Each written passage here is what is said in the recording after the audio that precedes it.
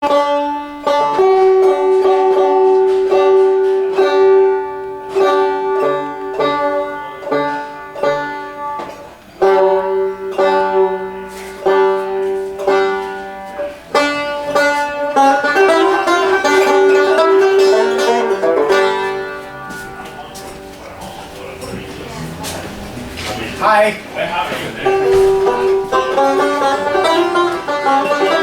Yeehaw. I don't know if I get through real quick.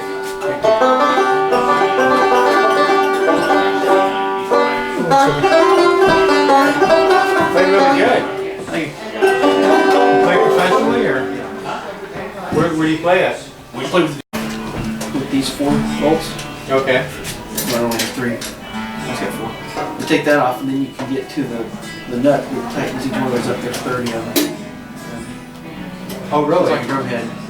So the skin is like pulled under, and it's not this thing right here. It's holding. It's the nuts inside. This is a ring that holds the head on. See this strip right here? Right. That's what the head is actually epoxied into. Okay. And then that's what holds the head together. Right. And then it curves over. There's another rim, kind of like this, inside here called a tone ring. I take it apart, but they like that. Yeah, exactly. You don't want to do that. But then that pulls this ring down, pulls the head all down over that other ring. It stretches it? Yeah. So what's this little dealy about here, dangling? That's a loose one. Oh, that's how loose it is. Yeah. Oh my goodness. Needs some TLC. Yeah. Can you live in care? Sorry, I had to get inside over there. Sorry. You guys got a business card, sir? Yeah. Awesome.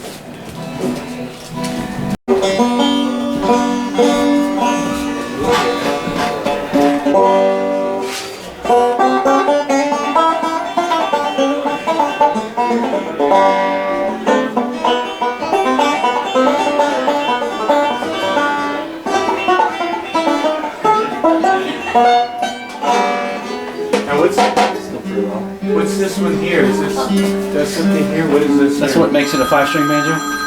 It's a high string that Is the maple the one that gets more resin, or?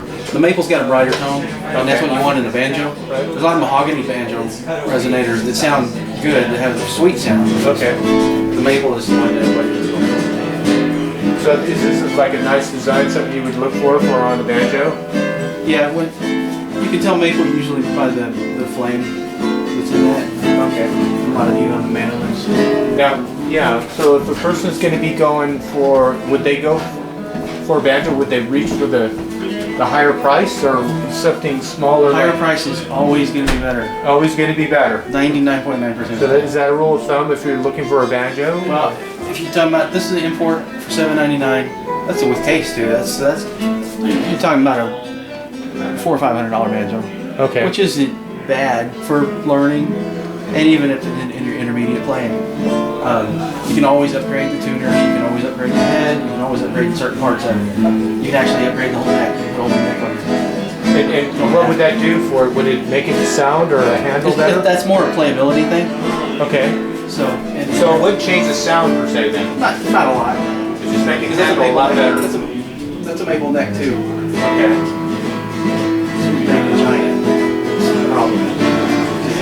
Now, if you're a banjo player, what quality and where would you be looking for? Most likely you're looking for a Gibson. Okay, Gibson. That's from the 20s and 30s. That's the primary 5-string banjo. That's what Earl Scruggs played. That's what Don Reno played. And I can go on with the players that use those. So those are the most treasured, valuable. So I mean, for you as you're a professional, you're kind of looking down here and you're looking at which ones that you would like to put in your little arsenal. I would like to try that one. the recording tape, but I would want to take it, open it up, tighten it up, and set it up. Set it the way you want Set it. it the way I want it and see what it sounds like. They wouldn't allow you to do that here, right? Maybe. Maybe not. Yeah. Not today. Busy on Saturday. Now I didn't know that Dean made one. That's amazing. Well, Dean's an import, and these are both 6-string banjos. They're tuned like a guitar. Okay. They still have your banjo head. This one has a pickup. A little volume knob there. It's not anywhere close to me. Have you tried one of those before? Or? I have. Do you like them? There's a couple different brands that make the 6-string that's a little better, but this is a good starter. I didn't know Dean made banjos. That's probably the better one of the two. In the two, and that Fender did too, huh? Fender has one too, yeah. Wow. So who started? Was it Gibson that got involved in it, or The 6-string banjos? They used to make those way back. I've seen a Framus that's a German import from probably the 60s.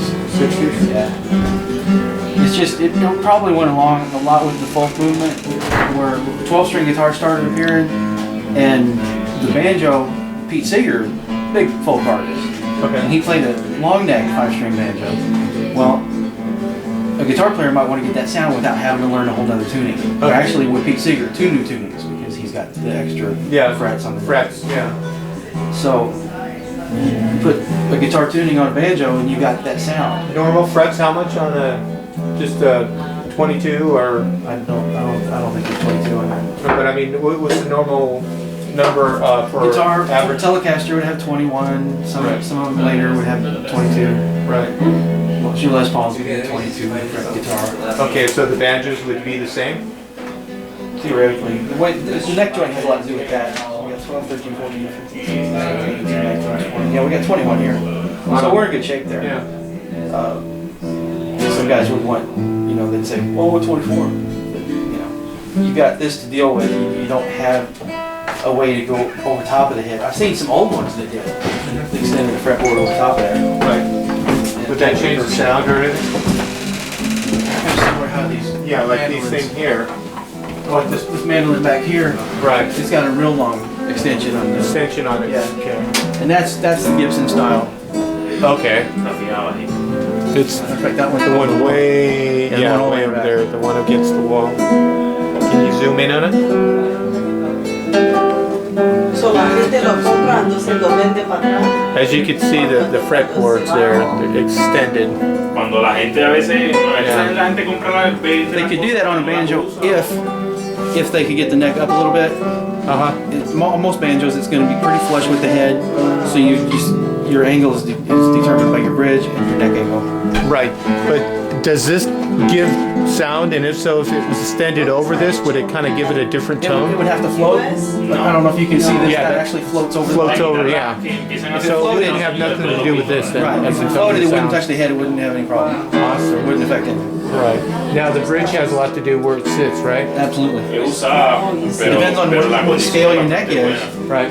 It might be. Most Gibson's 24 3/4 inch scale. Right. Guitars. Okay. I don't know what they got with their banjo. Well, I think they're 26. ¿Oíste una guitarra de 26 and a half or something like that. So you have to be the exact distance from your 12th fret to your nut. Okay. You have to be the exact same distance from your 12th fret to your bridge. Oh, okay. Because your 12th fret is going to be half. You get a harmonic there. Right. Action Loud Talk. Yeah. Hey, this is Michael T. Hernsmeyer. We're at Guitar Center Hollywood at the Vintage Collection. And we found a 1982 reissue of the 1958 Gibson Modern that possibly never existed. There was a big story about when the Explorer and the Flying V were introduced in 1958. Later years, they thought that there was another guitar in that collection called the Modern, and this is a copy of one right here. It's thought that Billy Gibbons has the original Gibson Modern, but he won't let anybody know about it. But we don't really know if it exists. This guitar was made off of the plans, the blueprints, in 1982. 1982. And this is a black one. Most of them would have been the natural Carina wood that they used with that you've seen in the 1958 Gibson Flying V's and Explorers. And well, it's a heavy guitar. It's about mahogany. It's pretty cool. It's actually Korean. Is it Carina? Awesome. This is the real thing, according to the plans. That's awesome. Too bad I won't be going home with me today. You got layaway, right? Action, loud talk. All right. In here we have a carving double neck that's probably, it says 1950s. It's made so narrow so that it would fit in a case that's built for a single width guitar. That's why it's so squashed together, as opposed to most double necks you see today. But it's got a mandolin neck and a 6-string guitar neck. And Carvin built that in the 50s, according to the tag. That's a great example. It's a pretty good price too, $2,000. Probably with the case.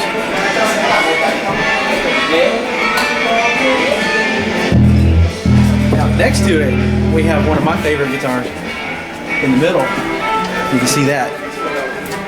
That's a 1950 Fender Broadcaster.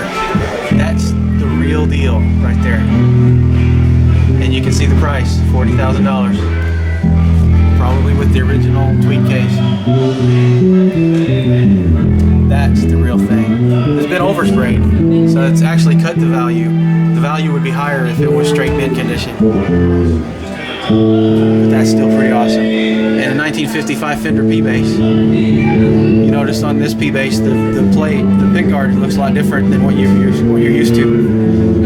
And that's the original pickup covers and the bridge cover. Awesome. That may be one of Bo Diddley's original that he built. Because it looks like it's homemade. Yeah. It could be, I know it's got a Gretsch tailpiece. It could be, it's got a Gretsch neck. This one's probably built by Gretsch for Bo Diddley. But it's based on a design that he built it when he was younger. Just because the lack of skill. It's Bo Diddley on the left picture. This is a figure of Bo Diddley.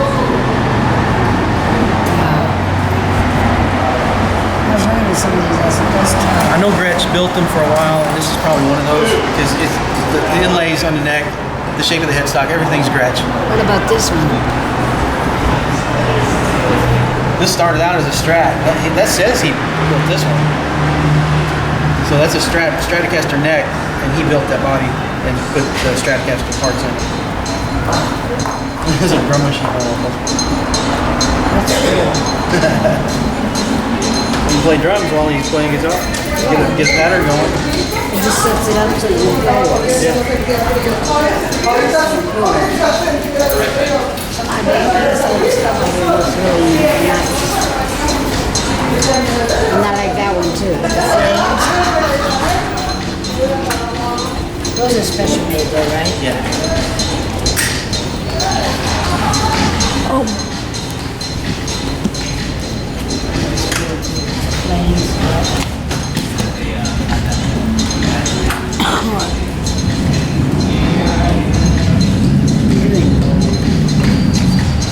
Oh, it's Steve Vai. It's a Steve Vai guitar. What are you doing, man? What you doing?